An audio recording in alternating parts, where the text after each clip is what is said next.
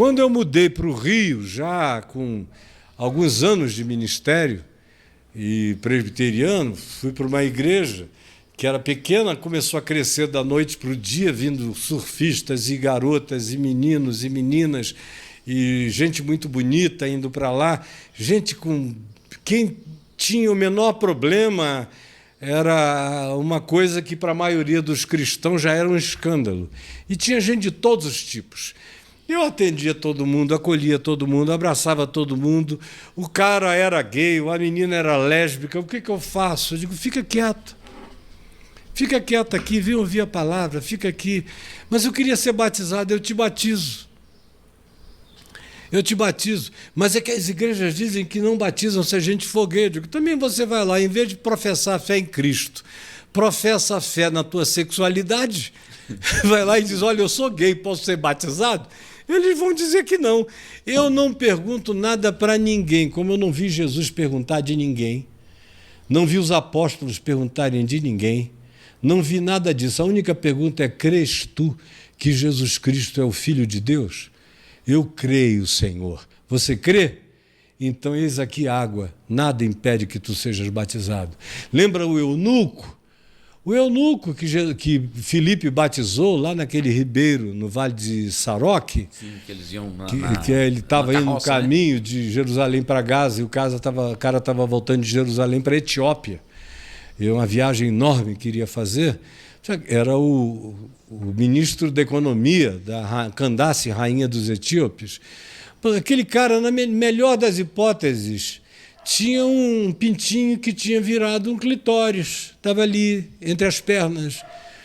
Ninguém perguntou. O Espírito Santo não disse, olha, Filipe, vai me fazer um favor. Tem um homem muito sincero, mas não tem pinto, não tem escroto, saco escrotal, não tem nada disso. Tem peitinho, tem isso, tem aquilo, tem uma voz meio efeminada, mas ele é tão sincero. Vai lá e batiza ele para mim? Não. Só disse vai e não disse nem para quê, e ele foi. Quando chegou lá, era o eunuco passando. E o Espírito disse, corre atrás desse carro, dessa carruagem. E ele correu. E o cara estava lendo o profeta Isaías. E a única coisa que ele fez foi perguntar, compreendes o que vens lendo? E o cara disse, como eu compreenderei se não houver quem me explique? Parou a carruagem e pediu Filipe para explicar. Filipe explicou que Isaías 53 era acerca de Jesus, que estava cumprido e realizado, que os pecados estavam todos pagos. Um ribeirinho raso, que não tem nem um palmo e meio d'água, muita pedra no fundo, seixos. Eis aqui a água, o que me impede de ser batizado? E o Filipe disse nada. Se tu crês em Jesus de todo o teu coração, o batizou e o Espírito Santo o arrebatou e o levou para Azoto, que é Asdod, aquela cidade filisteia dos dias bíblicos.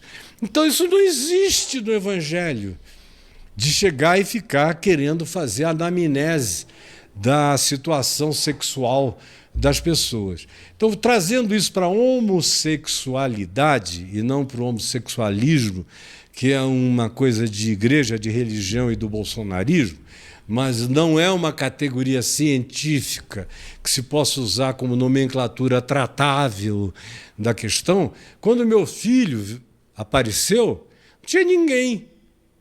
Ninguém. Todo mundo se escondia.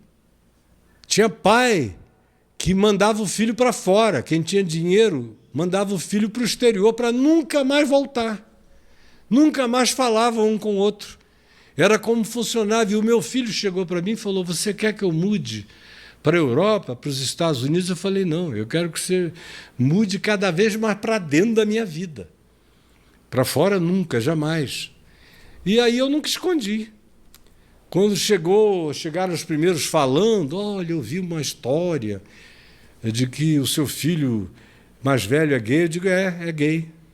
É gay, é crente, é piedoso, é um ótimo rapaz, tenho grande alegria nele, orgulho dele, ele é meu amigo, e eu aprendo muito com ele. E é um homem culto, é um cara que dá banho de Bíblia na maioria dos pastores, lê hebraico, lê grego, lê variadas línguas, tem um conhecimento teológico, histórico, arqueológico, antropológico, físico, astronômico, de todos os tipos e naturezas, um cara extraordinário. E aí eu assumi mesmo e comecei a ajudar os outros. Aí foi o tempo em que um monte de enganadores começaram a ser flagrados, e aí houve um escândalo enorme de um monte de gente que vivia dando testemunho e recebendo dinheiro. Aí veio depois a história de curas gays, onde o Feliciano é o maior infeliz dessa propositura. Feliciano é um grande infeliciano dessa propositura. E eu até digo, cara, se você parou é porque você nunca foi. Se você tem uma experiência de ter parado, conta pra gente. Com honestidade e sinceridade. Agora, gay, mano, é igual hétero. Se é, não vai mudar. Eu tenho amigos que foram gays famosos, que se tornaram gays celibatários. Como Jesus disse, uns se fazem por amor ao reino de Deus.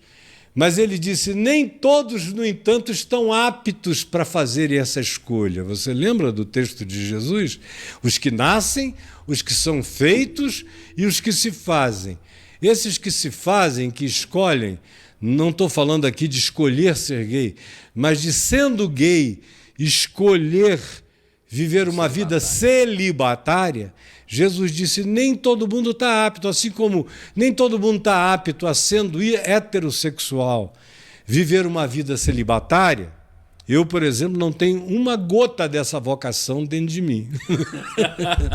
Já nasci desvocacionado desse negócio. Tem outros muitos que também não têm.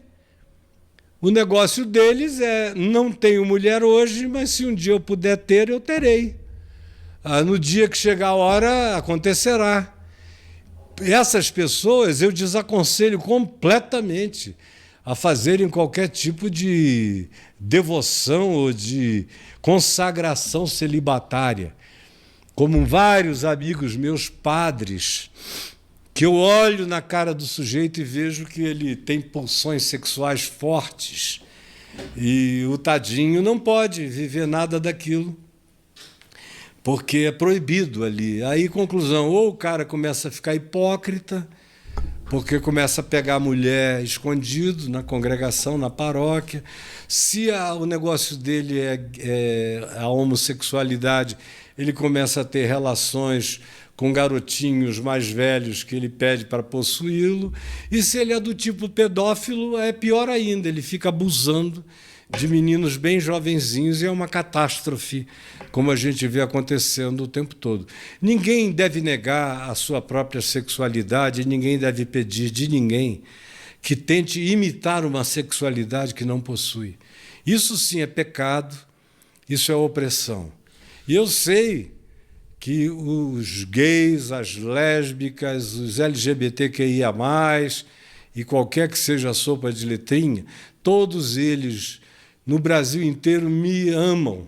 Eu tenho amigos por aí que dizem, olha, onde eu vou, que digo que sou teu amigo, a porta abre nesse meio, porque as pessoas te adoram, porque você salvou, pela graça de Jesus, a vida de milhares e milhares e milhares, e todo dia. Então, quem quer que tenha vindo depois, veio depois. O que quer que tenha melhorado depois, melhorou depois. Mas eu sei que eu tive que fazer uma cara de diamante e enfrentar e brocar a casa rebelde, como Deus disse a Ezequiel. A casa é rebelde, mas eu te dei uma face de diamante para tu entrares e brocares essa pedra. Está lá o meu filho, vai fazer 50 anos, lindo, um monte de gente vivendo feliz, com a vida totalmente pacificada. E tem os doentes fanáticos contra isso, mas eu vou vendo, infelizmente, Euclides, esse povo esquece. E eu vejo, às vezes, uns garotos com filhinhos de 1 ano, 2 anos, 3 anos, arrotando conselhos, uns meninos que não sabem de nada, uns pastores da sua própria fralda ainda. Não sofreram na vida, não viveram nada. Aprendem, decoram algumas palavras de outros e repetem. E aí dizendo, eu estou educando 2 generais, são meus filhos, que eu estou crescendo para serem generais de Cristo. Isso e aquilo, eu digo, meu Deus, esse garoto vai fazer 14 anos. Aí pode dar uma coceira no furingo-lingo, pode bater um negócio que ele não vai conseguir explicar para ninguém, pode começar a tentar o suicídio, ninguém sabe por quê, porque é uma outra coisa que eu tenho a alegria de ter conseguido, em nome de Jesus, impedir, foi o suicídio de milhares de pessoas. É que agora isso já está tão natural. O que eu estou dizendo aqui, já tem tanta gente repetindo o que eu estou dizendo e fazendo e acolhendo, que parece que sempre foi assim, quando na realidade nunca foi assim.